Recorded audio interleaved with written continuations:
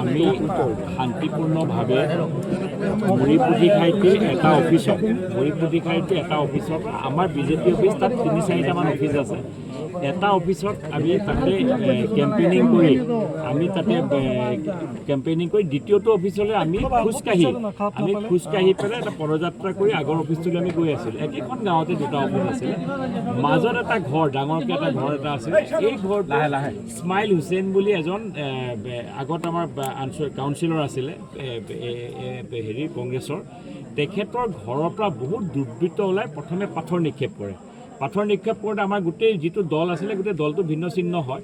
তাৰ পাছতে তেওঁলোকে মোৰ গাড়ী লৈ গুলি মাৰিছে। প্ৰায় ভিতৰৰ পৰা 2-3টা ফায়াৰিং তাৰ পৰা হৈছে। ফায়াৰিঙৰ যিটো আমি শব্দ শুনিছোঁ, আমি তাৰ পৰা প্ৰায় মোৰ PSO কেইজনে মোক ধৰি পেলাই মোক লৈ গ'ল আগলৈ। আৰু বহুত কেইজন মানুহ যেতিয়া হুলস্থুল গোটেই আন্ধাৰ হৈ গ'ল গোটেই পৰিৱেশটো। আৰু তাতে বহুত দিন ধৰি তাতে কিছুমান সন্ত্ৰাসবাদী আছে। কাৰণ আজি 4 দিন আগৰ পৰা আমাৰ মুজিবুৰ ৰহমান ডাঙৰীয়া সেইফালে যাওঁতে তেওঁৰ গাড়ীলৈ পাথৰ নিক্ষেপ কৰিছে।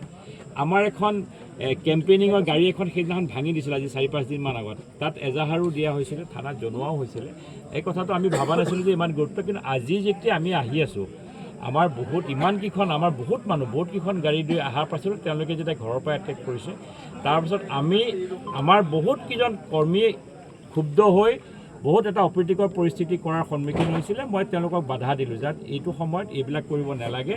তেওঁলোকক ৰাখি মই পুলিচক মাতিলোঁ, SP নিজে আহিলে, আহি তাতে ক'লে এতিয়া SP তাত আছে, বৰ্তমান SP তাত আছে। মই SPক কৈছোঁ তেওঁৰ ঘৰ ৰেড কৰি পেলাই তেওঁৰ ঘৰৰ পৰা যিসকল সন্ত্ৰাসবাদী সন্ত্ৰাস চলাইছে তেওঁলোকক এৰেষ্ট কৰিব লাগিব আজি ৰাতিৰ ভিতৰত।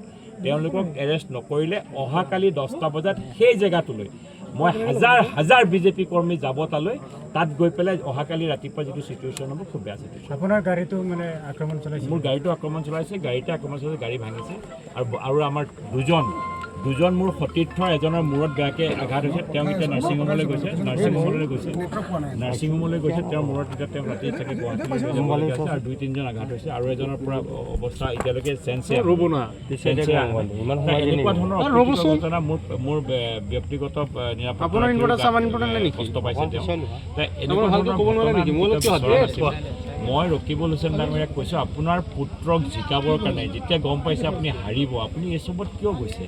হাজাৰ ৰাইজ ওলাই আহিছে, আপুনি এইবিলাক কাম নকৰিব। কাৰণ এইবিলাক কামৰ দ্বাৰা আপোনাৰ ভৱিষ্যতটো আপুনি চাওক, আপুনি যিটো পৰিৱেশ সৃষ্টি কৰিছে এই পৰিৱেশটো খুব বেয়া লৈ যাব। আমি কোনোজন বিজেপি কৰ্মী নেভাবিব পাথৰ এটা মাৰিলে গাড়ী এখন ভাঙিলে আমি পিছুৱাই যাম বুলি। আপুনি যদি পাথৰ মাৰিছে, গাড়ী ভাঙিছে, আপুনি গম পাব তাত কাইলৈ ৰাতিপুৱা সকলো আমাৰ ৰাইজ গৈ পেলাই তাত বিক্ষোভো কৰিব পাৰিব। আৰু যিহেতু